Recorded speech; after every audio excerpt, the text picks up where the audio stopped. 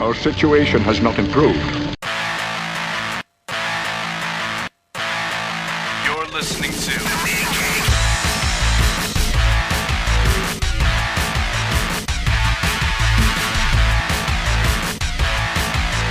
Comics Podcasting on the Edge of Civility.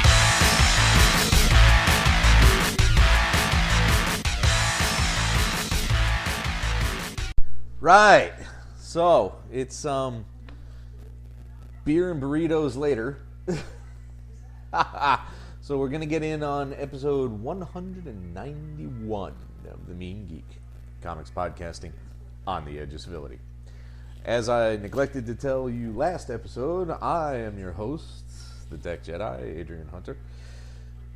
By my side, as always, is the Reverend Mad Duck, William Sean Francis McGinnis. Bless you, fucker! You got the real names right. Well done. Mick Extraordinaire. And we are going to bring you some non-Marvel, non-DC shit tonight. Madness! And boy, howdy, is there a lot of it. And we also have Commodore wife coming home soon, so we got to blow through this stuff. Not that she's averse to it, but we just, it's her home too, and we don't like fucking with her abode. Makes me more comfortable if she shuts up. Did I say that? Was that real? Bad. I have defended my wife. All of you take note. I got to say something funny in this episode, because it's not likely to happen again. So, there has been nothing new in the 45 minutes since we ended the last episode, so we're just going to jump right the fuck in. Well, we didn't really talk any comic news. Do you have any? We never did get the Convergence either. I've read a Wired article. What? I even reminded you. Yes, you did. I read a Wired article about what Convergence is about, and I am here to tell DC to go fuck itself.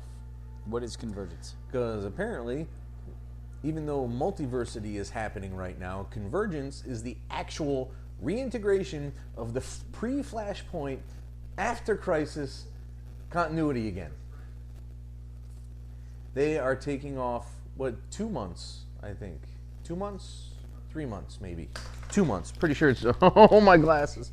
I can't see without my glasses. No, I'm not Velma. I look like Velma. I'm not Velma. I can't believe they're doing it. They are stopping all publication and replacing all books with like 70 some odd fucking 2-issue miniseries. All about alternate fucking realities. Wow, that sounds awesome. It Not sounds at all. fucking horrible and stupid and pointless. And why couldn't they just put 2 more issues in the can and then move and then go back to regular publication? They had to shake up everything just because they're moving? What's that got to do with anything? Fucking nothing. I don't care if they're going to California. It doesn't matter. Well, when I moved, we did those special edition podcasts. Did we? I don't remember that shit. No, because we didn't do that, because it makes no fucking sense. Because it doesn't matter. I was supremely unhappy with that, and I'm not buying those things. I will come back when the regular numbering and the regular books are back.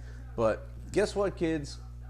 Prepare for split up indie episodes, because we're not having DCs that fucking month. Well, who knows? I mean, if they put talented I'm not people even buying them, so what are we going to talk about? Well, what I'm saying is, if they have teams that you're interested in, you may. You may not, but until we know what it is, I understand your frustration, but if they put something out that you want to read, you're going to, I'm not going to veto DC just because they're annoying. Well, you buy them. Very possibly. But you can't tell me if they're like, oh, hey, here's Brian Azzarello and Riso on Detective for a 2-issue miniseries. You're going to be like, oh, fuck you. Fine. Ed Brubaker returns to DC for 2 issues. Shit. Exactly. I mean, more than possibly that won't happen. You won't buy any of them. Who knows? We'll see. It does not sound appealing or a good idea or at all necessary. No, I can't imagine. It's... God. Didn't we just go through... Look, commit to something, okay? You said that this is your continuity now. Fucking go with it. Go with it, make it awesome, and just go fucking forward. DC has a very difficult idea of what the word continuity means.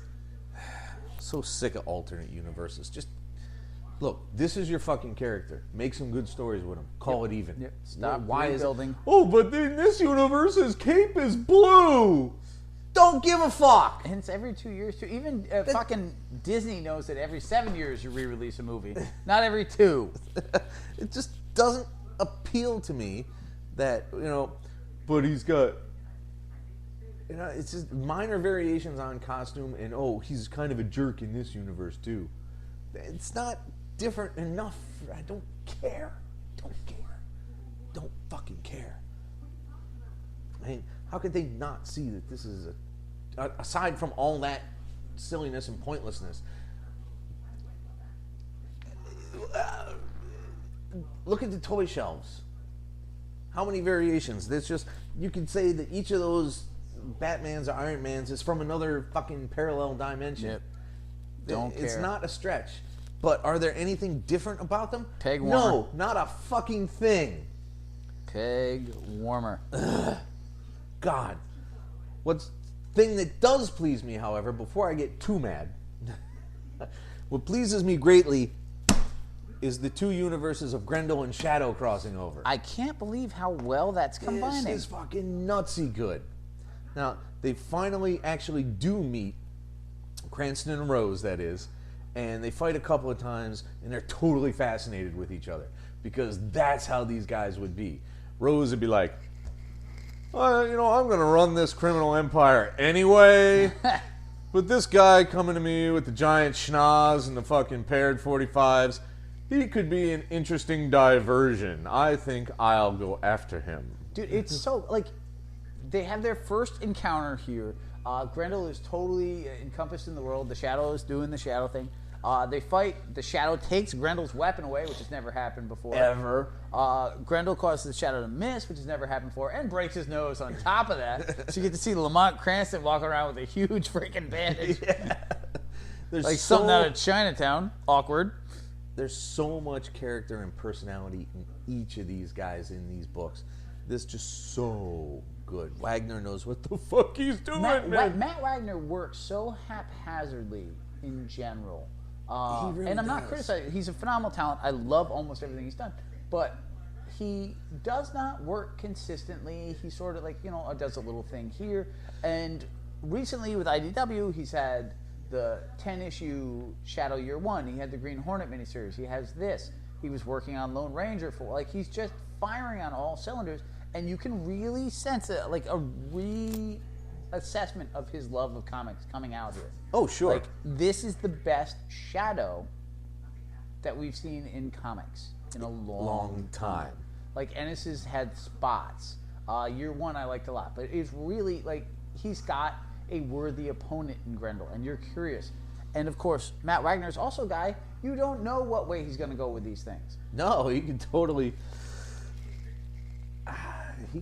make anything happen. I don't even want to speculate what could happen. Could they team up? Who knows where it's going to go? Neither of them's going to theoretically win because they have storylines of their own. On top of that, though, we talked about this last time, when you compare this to Batman Grendel and Punk, this is such a stronger, more interesting piece. And it's also Matt Wagner, the art looks phenomenal. It's so good. I could just sit here and say so good to everything you say. That's how fucking good this thing is. Love it. Are you going to pick up a graphic of this, you think? Shit, yeah. Okay. This is good stuff, yo. The only thing I quibble about is the general price.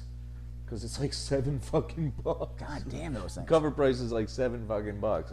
But the pages are nice. They put the money into the book. But it's good cardstock covers. It's not like a basic stapled oversize. It's a good package. Yep. Yeah, so that's awesome. Men of Wrath. It's hard to beat the names Aaron and Garney. It's very difficult. This is one of those interesting moments where I want to read a book and I talk you into buying it. Well, to be fair, I was not... It was not a hard sell at all. I was not quibbling because of the creators Right. or concept. I was looking at sheer numbers of books being purchased. No, there are certain ones where I have to twist your arm a lot harder. I was like, dude, it's Aaron and Garney. And you're like, fine. I mean, whatever. Jason Aaron has shot up the list of our favorite comic creators in the recent rapidly and far up there. We need to go back, look at his Hulk run. We've looked loosely at his Wolverine run. We have to finish Scalp. Like we just have to go back and work in the Aaron world because it's been legit. Aaron world. Now the thing is, the Wraths are a family of rednecks that just get crazier every generation. A dark book. Ira, who was apparently this generation's Wrath, is a hitman? Is that all he does? It's unsure. They don't really get too clear with what's going on yet. It is a definitely a dark book. Where, I mean, there's a scene where he kills a couple of people and then realizes that he neglected to kill their baby. And then throws it into the swamp? Yeah. That seems unnecessary. Although, I wouldn't put it, because we only see the carrier. We don't see the kid in the carrier. Yeah, so it's not entirely, but you're given to believe that this is a hard man. Yeah. Which I don't like. He tools around at home for a little bit, where he is then confronted by someone who has contracted him to kill his shiftless thief son. Always awkward. And this is incredibly loosely based on Aaron's own parentage. Really? His grandfather, Oh, that's or his right. great-grandfather, was the guy who killed the guy over a sheep.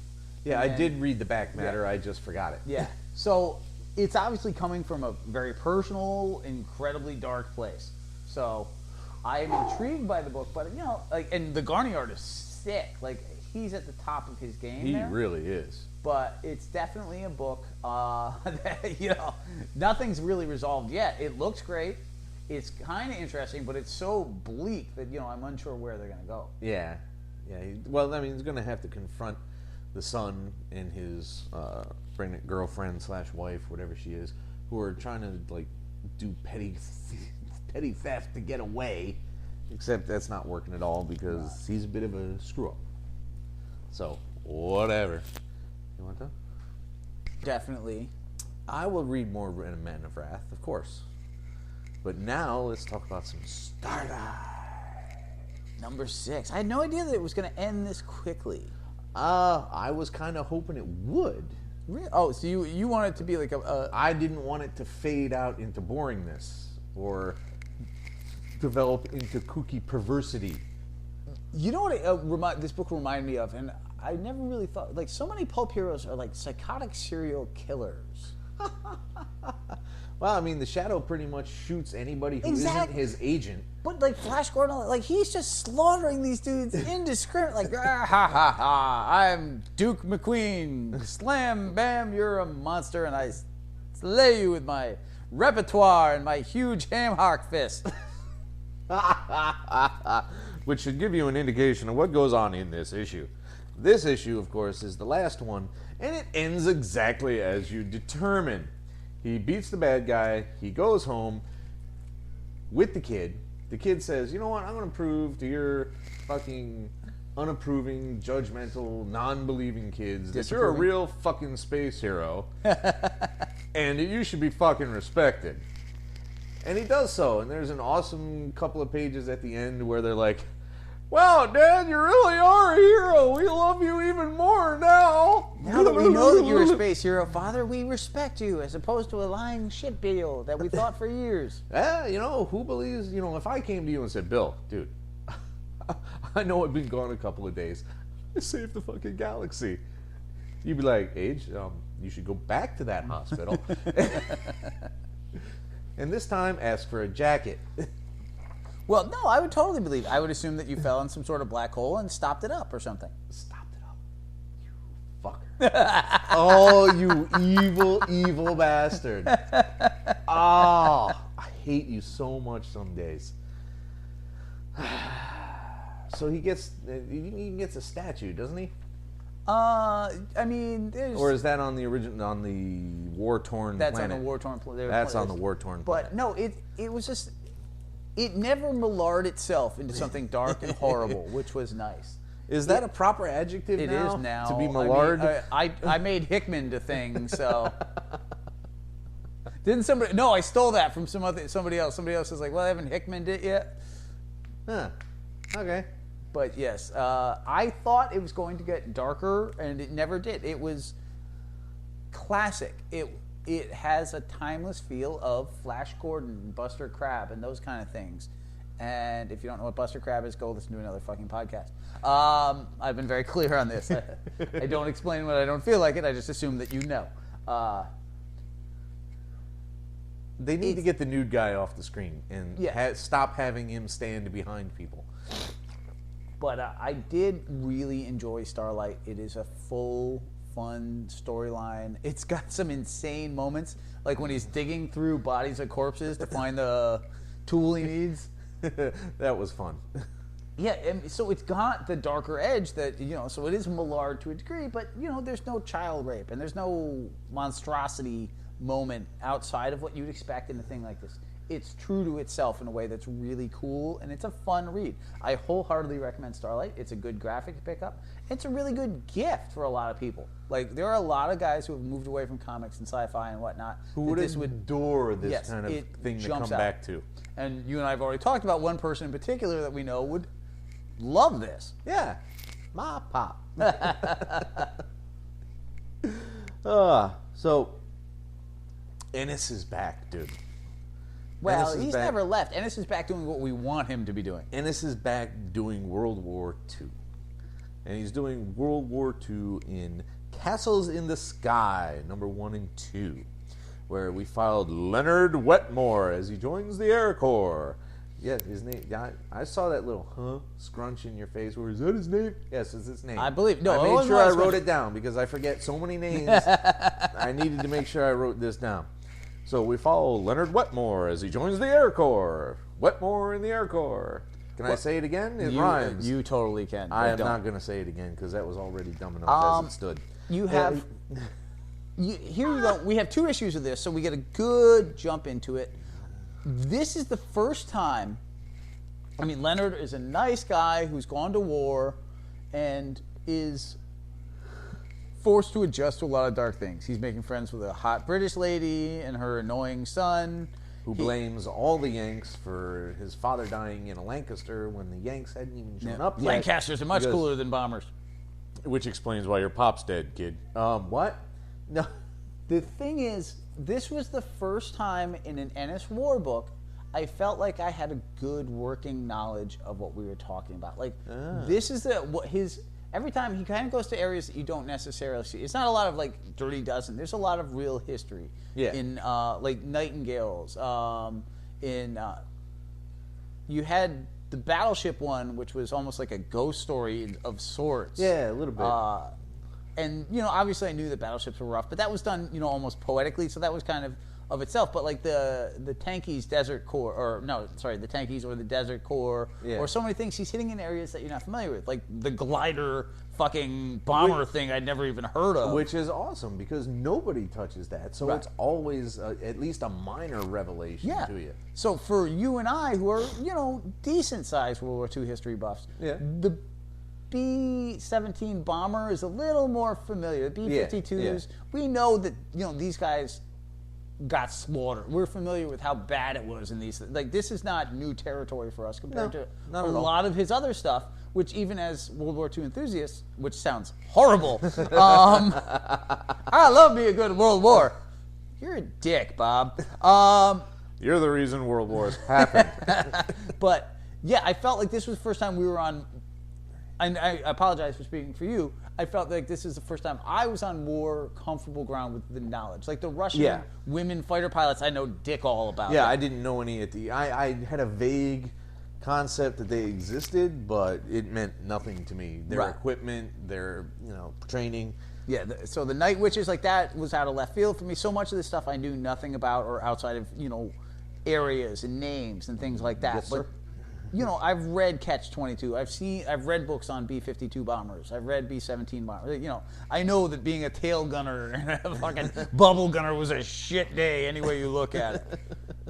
So there was definitely more of that aspect that I was familiar with. But, Ennis is so good at revealing the horrors of life in terms of, like, these books. Like, when they're draining a guy out of the bubble because they can't open it. Oh, God, yeah.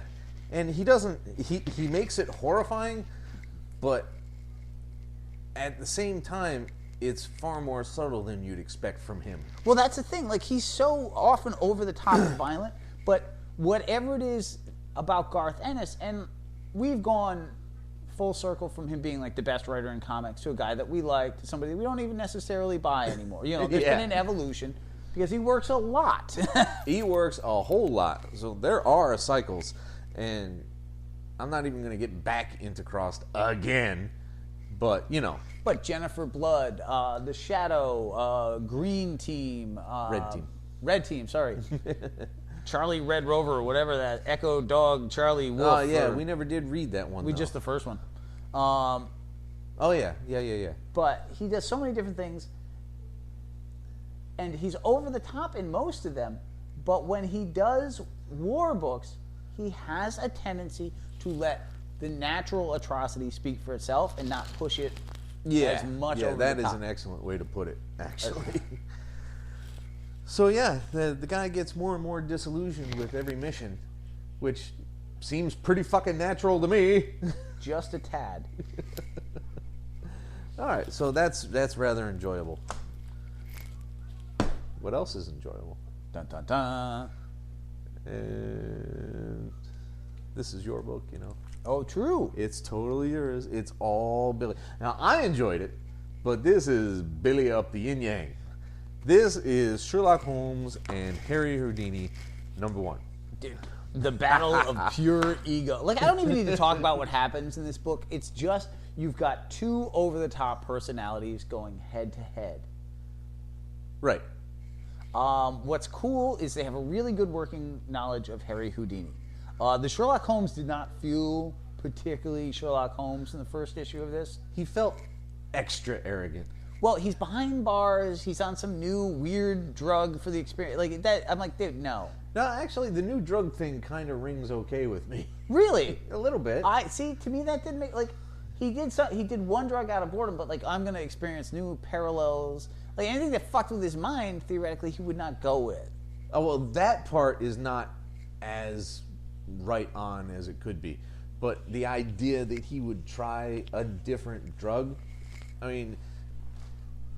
I can see him munching down on a fucking pot brownie. Sure. I don't know. I mean, I've never done cocaine. I can't speak on its experience in any real way, but my understanding is that it sharpens the senses at first, and over time, fucks you up big time. Yeah. But like, when you're looking for intensity as often as Sherlock Holmes is, like that, to go from that to mind expansion and lack of reality doesn't seem realistic. And plus, where is he even finding? Like, it's fucking Victorian England. Where is he finding this shit? Get real. Absinthe. I mean, shit.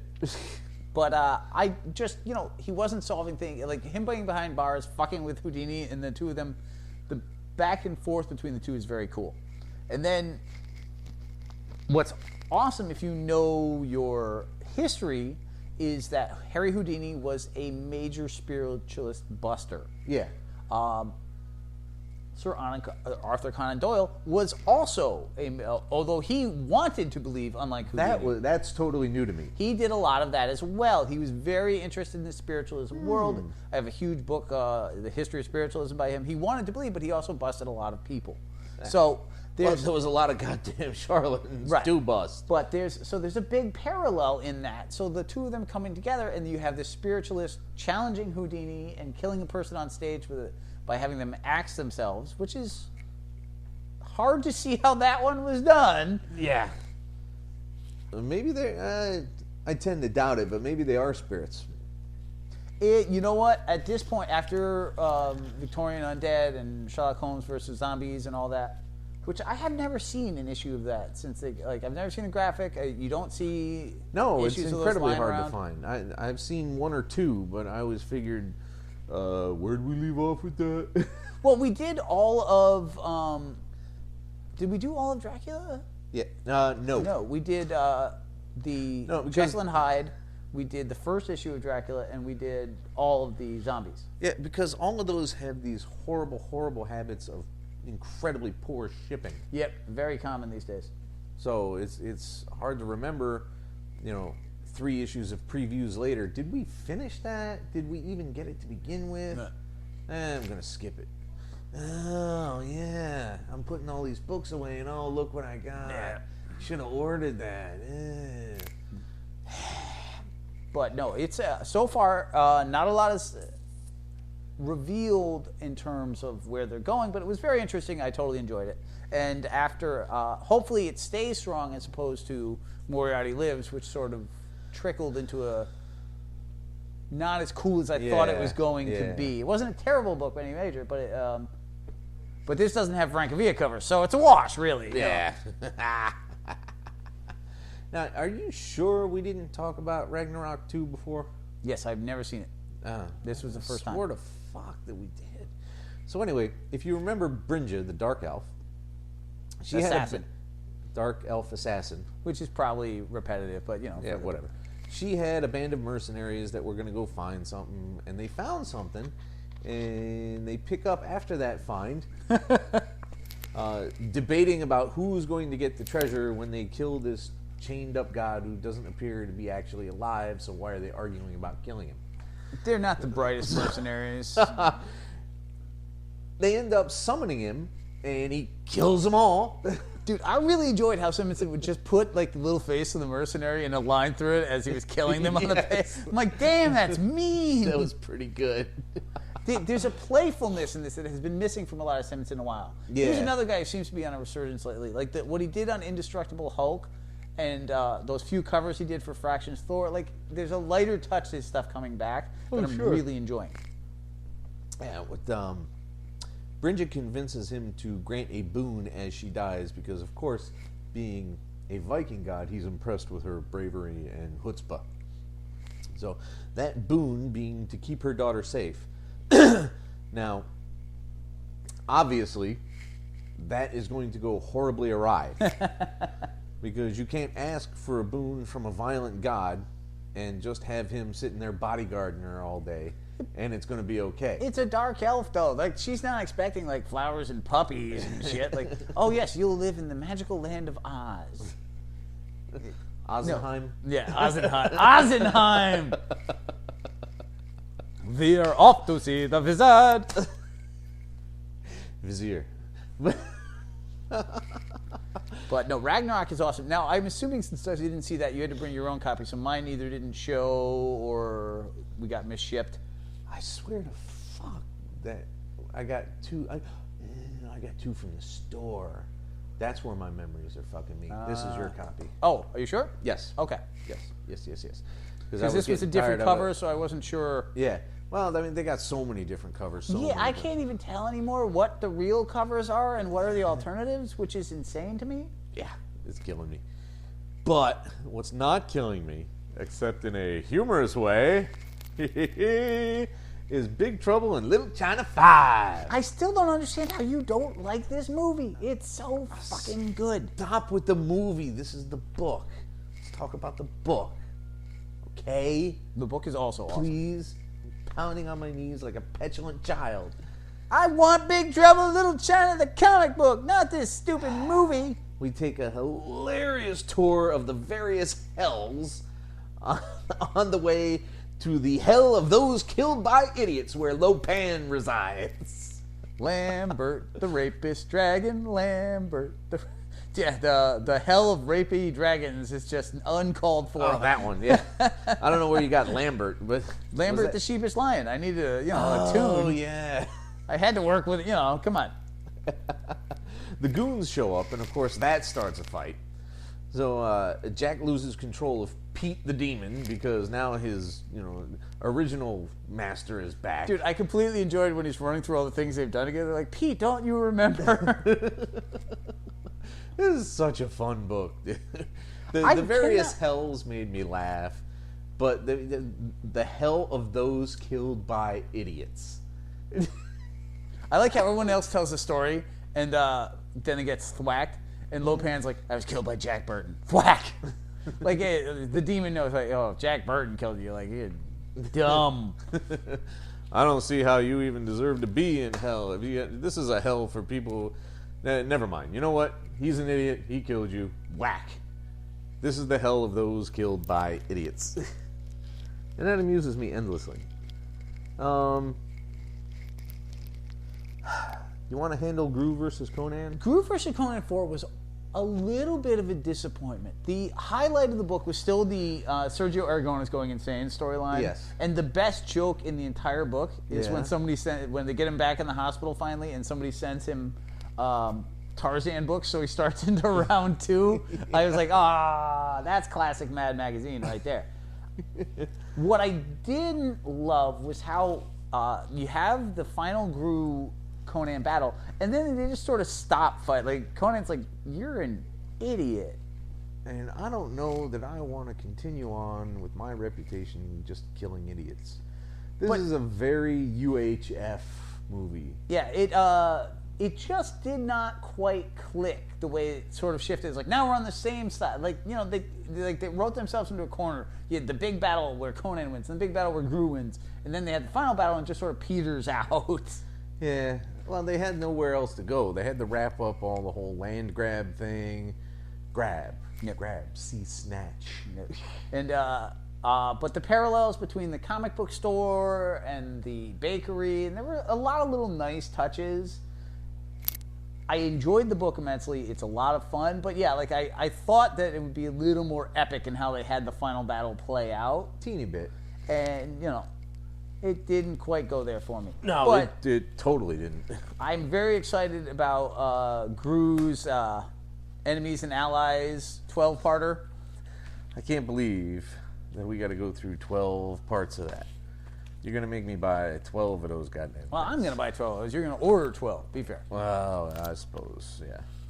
But the cool thing, of course, is that, some of the GROO backup characters are awesome, and some are less so. So, it'll be interesting to see which way that goes. I don't actually know any GROO supporting cast. You know a couple, actually. You know the Sage, on the few that you've seen. You know the Minstrel, obviously, the one who does all the poetic stuff. Yeah. So there's one or two. You know the dog Ruferto. So you're not completely unfamiliar, but yeah, you'll get to experience all sorts of characters. So we got another Snyders Snorefest here. No, that's total. I just wanted to say something stupid about it. It's not a Snorefest. It does, however, jump right into the I'm not going to bother explaining a concept to you till later routine. And that's the whole pledging stuff. Yeah, apparently people are pledged to the trees, and other people gain powers from it or some reason. Which is what? But it opens with a mother being trapped inside a tree, trying to get her son to help her, and he whacks her in the face with a rock, because if you're pledged, you're pledged. Yeah. Snyder has a really good way with a dark tone. That's all true. Now, I'd like to know why a pledge is so inviolable, but whatever.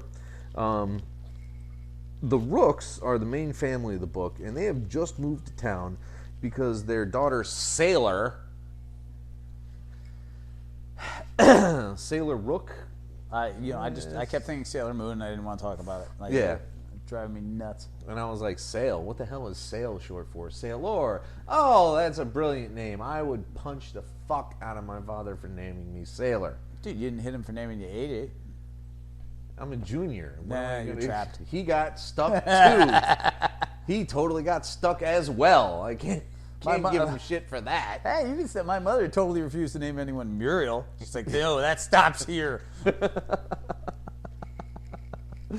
So, most of the way through the book, we think maybe Sailor might have killed somebody.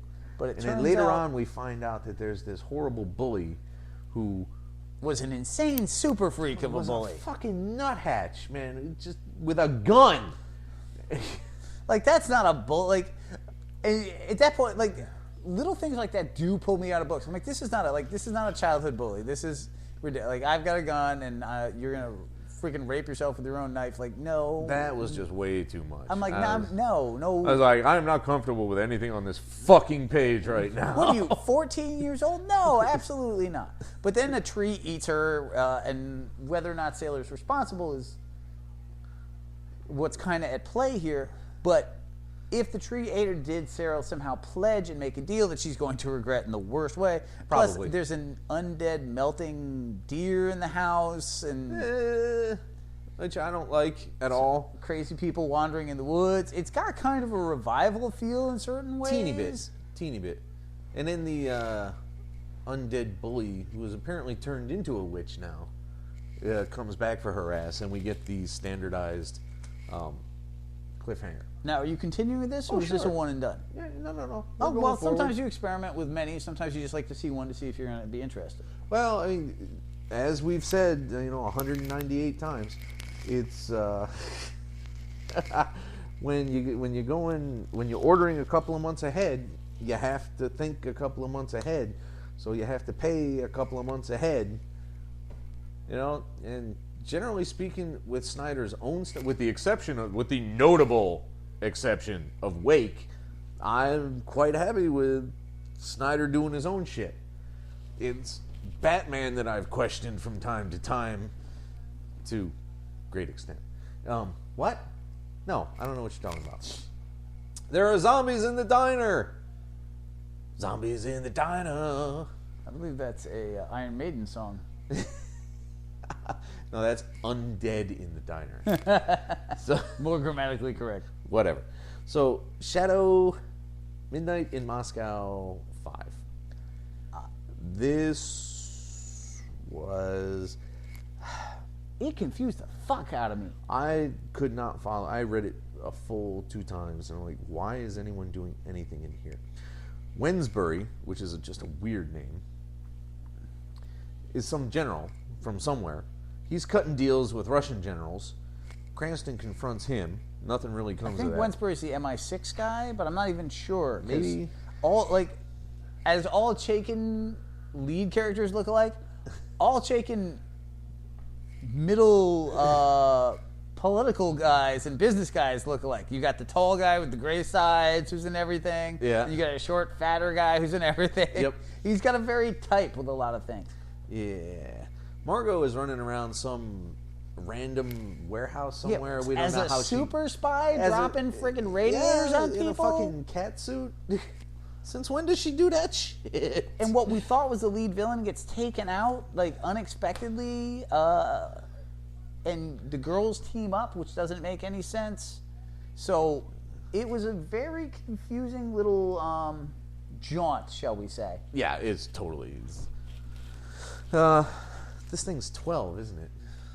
Or is it 6? What is it? I thought it was 9. Ugh. Well, whatever it is, as long as it's on the list, we'll finish it out. I enjoy it. I just felt this issue I didn't really get to comprehend much. All right, now, Trees, on the other hand, let me say this. What do you got?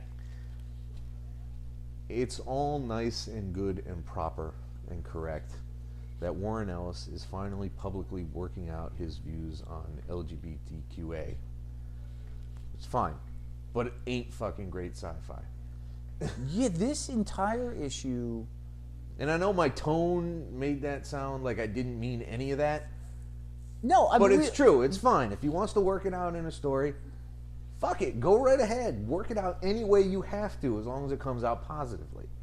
Right, like But it ain't great sci-fi. We talked about this with the last Trees issue. We talked about it with the last DC issue. I don't care who you fuck. I can't stress that enough, but stop fucking talking about it. Like, do what you want to do. I did think the romance between the transgendered girl and the confused boy was kind of sweet. Yeah. He wasn't even sure he was in love with her, but he wanted to pursue something.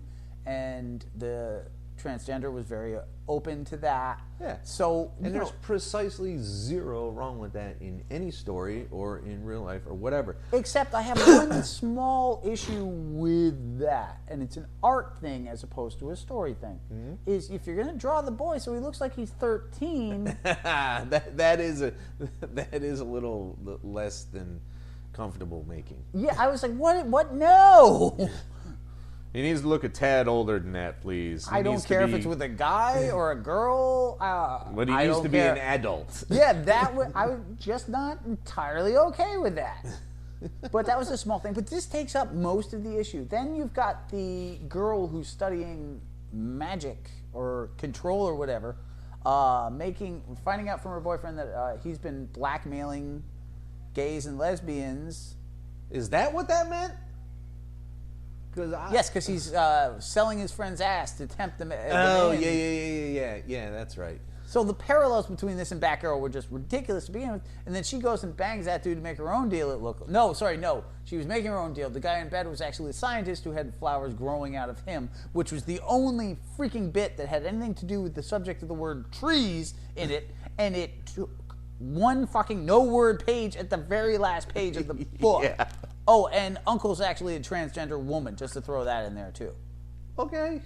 I so don't care about this book. What has that got to do with giant goddamn trees? I mean, generally speaking, you have the point of a story, and then your characters deal with that, and the methods that they choose to deal with that is how you show their character development. You don't just say, this guy's very confused, now he's figuring it out.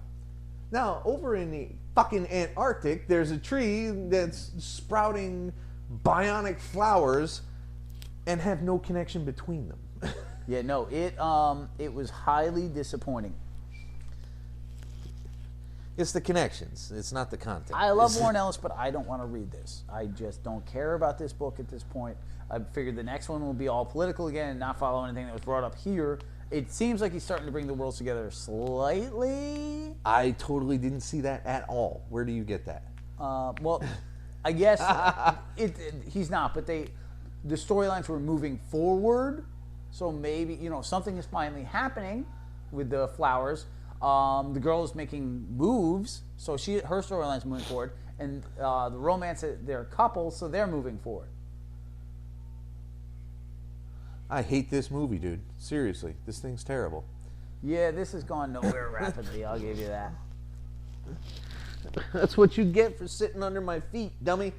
For the record, he is not talking to me. No, it was the cat. Veil 5 is another horrible disappointment. This is one of the few things I've read by Rucka that made me just say, I don't care. Now, you finally hit the last issue of this thing. Finally, everything is supposed to come together and, come to a satisfactory conclusion. It didn't. The Satan Rat takes over and brings Blondie to the magic businessman in Veil. MBM gets all haughty, making Veil turn herself back into a beautiful demon succubus thing, and he tries to bang her and she won't have it. She's like all defiant, but he's in charge, so she doesn't have a choice. Yeah, she's going to do it, but she's not going to willingly do it. Right. So Dante shows up at that point, going, "Go fuck yourself, MBM." Rightly so. But it's not intriguing. It's not engaging. It's not particularly innovative in any aspect at all. I've seen this character plenty of times. The most creative idea is the rat riding around in people, and that's just gross. Eventually, Dante breaks the binding chain, and she's free to go do what she wants to do as a succubus. Which seems like a really bad plan. Is this the end, or is there, this an ongoing? Nope, this is the end of it. This is number 5 of 5. The veil has been lifted. Stop. Really? We're anti-pun now? When did that happen? I have always been anti-pun. You have not taken that to heart because you are a cold and cruel bastard. Actually, it's warming up quite nicely in here. Shut the fuck up. There are days I fucking hate you, dude. Uber 18 and 19. 18 was a big disappointment for me. 18 was so far out of the series character in general that it just served to be, and there's no setup for it either. It's just, hey, you see me as a woman, all other characters in the book see me as whatever the fuck I want them to see. Yeah, so we've got... And I'm going to sabotage a lot of shit. We've got a theoretical new Uber who goes to work with Feynman and Oppenheimer on the Manhattan Project and is involved and helps the bomb but also hurts the bomb project, throwing the whole nuclear array into disarrears. Okay, there's the general idea. This new Uber is able to somehow pass herself off as other people. And does so extensively in many, many different aspects. And switches that role several times. Here's the thing, we don't know who she's working for. We don't know to what end all this was done. We don't know anything about where these powers came from. Like, they can't even make the same Uber successfully all the time, but somehow Super Spy Uber just pops out. Like, it was so out of left field and yeah, this is the very definition of an anomaly. This could have been in any other book anywhere, and not this one. It felt like Mystique. It didn't feel like Uber. Right. I mean, right. That's a good point. You knew it was Uber. You knew, like, he The still, cover said it was Uber. He still had his history down. He still had the characters right. Feynman playing bongos, like little subtle things. Yeah. Everything works well. It's well written. But yeah, it just didn't flow well at all. And I'm like, where is this power coming from? Like, you know, and how it do you just discover jumped this? right in. It had literally zero to do with the last issue, and literally has zero to do with the next issue. And now the next issue, 19 goes, 19. 19 goes right into prep work, basically. Yeah. Not a lot happens, but a lot moves a step forward. Right. Poor Eamon is getting ready to visit. Well, he didn't get ready. He went and visited HMH Colossus's grave, talking about, you know, I get to be an Uber now too, baby. You're my brother and I love you, but I don't want to end up in the dirt like you. Stephanie presents the female, Her Majesty, His Majesty's, whatever, human. Is that what HMH means? His Majesty's human? Quite possibly. They need to find out just how strong she's gotten and whether she can face a full-on battleship by herself. So they give her Colossus's body. bleh, Yeah, that was the a little fucked up. parts of Colossus's body to see if she can rip apart. That was some dark, funky, holy fucked up shit. crap, dude. Now, we have a couple of returning characters in Freddy and Vernon, if you remember them. The two soldiers of color Well, from previous issues. one of whom was last seen floating in the middle of the Atlantic. Hey, he got rescued. It happens, especially for story purposes. So, they're both in the U.S. Uber camp, so we're going to see them in the future being all badass. The U.S. is trying to make 24 battleships, is their plan, if it all goes according to plan. Yeah, we'll see about that. Meanwhile, our codebreaker, is working on the next big discovery, which they're trying to decide whether or not to move him, but because of the possible mole issue, they're not sure what to do in this scenario. Well, moles can be cancerous. They need to be careful. That's true. See? Pun. That's not a pun. Really? You use mole in the opposite? Whatever. Oh. I have a narrower view of puns than you do, apparently. Whatever the fuck. That was Uber. You're just embarrassed you used a pun. Yeah, well, whatever. Caliban 7, another. How many times are we going to see this? Another last issue that was just bleh. You know what? The girl we thought was dead is not. San.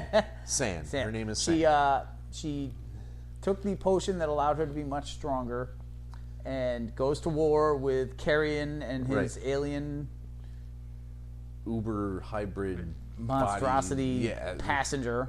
So there's a lot of darkness going on here. Butterfly weirdo. So she fires the navigator out into space. They both realize that, the romance would have happened and been quite nice, but it's never going to now because, alien Somebody has to viri. blow the ship to get rid of that alien idea. You also have it's very alien-esque, obviously. Particularly, you're like, okay, Yeah. we're going to shoot out an escape tube and then we're going to blow the ship. Nuke it from the ship. It's the only way to be sure. But you do have the bouncing body moment where the alien jumps into her and then she's like, well, I took an overdose, so, you can enjoy that as your final ride. So it was just so rushed. This whole series was 7 issues, and it just barreled straight through from concept to denouement. It just didn't go anywhere. There were good ideas here or there, and I liked the fact that, the alien had to kind of break bodies down, as gross as that was, to figure out how they work. So That was a neat concept. But the complete lack of character was annoying. The immediate slaughter of all of them was equally annoying. Yeah. The fact that it was a straight steal from Alien in at least 8 different ways was kind of annoying. And who the hell has been clamoring for a 7-issue miniseries? What the 7 hell? is an odd number. There's been a few of the Marvel events that were 7, but they had the virtue, so to speak, of having every other book by the fucking company back them up for substance. No, that was a little strange. But I'll keep them though. I mean, it's fucking Enni. It wasn't bad. You got rid of a few Ennis books. I don't think you kept Red Team. No. You dumped Jennifer Blood. Yep. But for the most part, you hold on to him. It's not a terrible read at all. It just didn't knock it out of the park for me. Yeah. I thought it was going to be more interesting, and it wasn't. Yeah, and it seemed like they shoehorned the relationship thing in the last 3 issues. Well, at the end of the day, Ennis likes his relationships. And the girls were sweet together, so that was a nice thing, the way they never quite got it together. Right. But it wasn't just not optimal. So what do you think about the death of Atomic Robo? The death of Atomic Robo in Knights of the Golden Circle 4 and 5. This is basically one huge, giant fight scene. It's a tremendous fight scene that goes across 2 full issues. It's monstrous. I really enjoyed the interplay between the Marshal and Doc Holliday. That was fun. They have some wordplay and some repartee that was quite amusing. And there's a giant, awesome blimp. So, that finally crashes. Once again, just like in my wooing of Commodore wife, you had me at blimp. I don't know what that means. Oh, she proposed to me by blimp. I'm speechless. Yep. She hired a blimp and painted "Will you marry me, Reverend Mad Duck" on the side of it, and flew it by about 4 or 5 times till I looked up, and that's how it happened.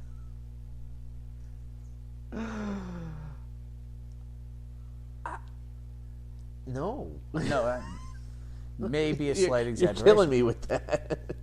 I love me a good blimp, man. It's just words never uttered by anyone else ever. I love me a good blimp. Yeah. You are such a... What? No, I really enjoy this. You didn't get the high points of Atomic Robodom that I was hoping for. Yeah. He didn't get a whole lot of time to be, witty. There's a lot of, him smacking cowboys in robotic suit hybrid things around. And getting shot repeatedly. But then it goes badly. The Marshal and Holliday box him up, leave him for Tesla, and go their merry ways, which I thought was a nice moment. And then it ends in an Indiana Jones Raiders of the Lost Ark, Robo is sitting there in a box. Yeah. Which is so weird. It reminded me a lot of one of the Data episodes in Next Generation. Because he got shoved away in a cave in the 1880s. So he programmed something into his own head to make sure it got found later, and if they examined it, it would makes this causality loop that would close. I'm pretty sure that's what they're trying to do here. I don't know. It confused the heck out of me. Which annoys the buggery out. I love Robo. I love Westerns, but this was not my all-time favorite. No. Saga 24. They finally made it to 2 full years of this dumb book. And by dumb book, I mean book. It's an excellent book. It's like a lot of storylines are coming together now at once. They're really starting to get close to something. The Brand, sibling of the Will, which, really, guys, is that how you name things abstractly? You name people for concepts now? Reminds me of that... Wait till their little sister, the diaper, comes into play. It's going to all be over. Stop.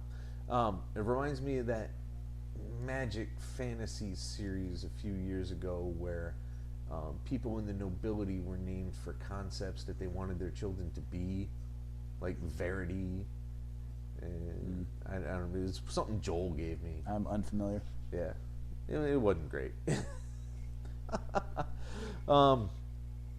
Where was I?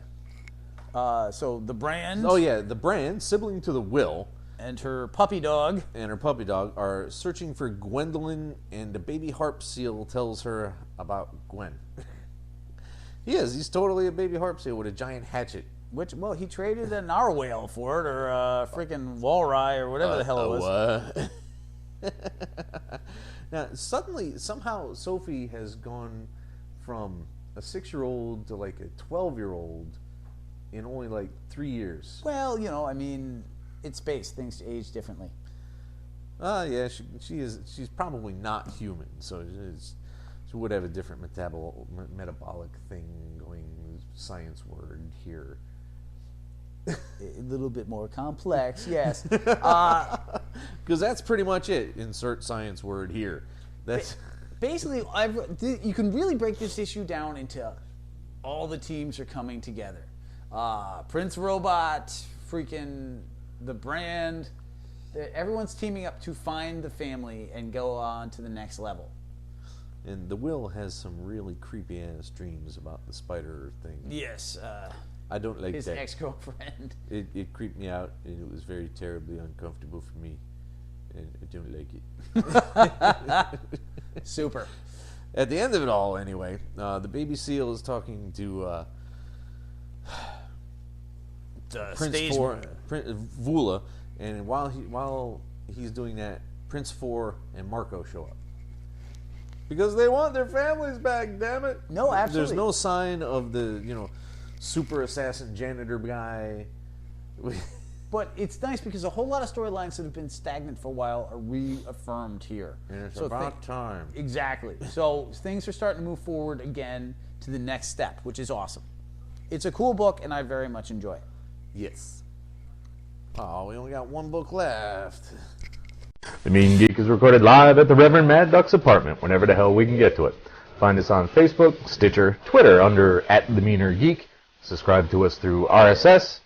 Or we can be located at our own site, www.themeingeek.com. And most importantly of all, you can find us as a proud member of the Comics Podcast Network. Email us directly at TheMeanerGeek@gmail.com. Can I drink now? You may.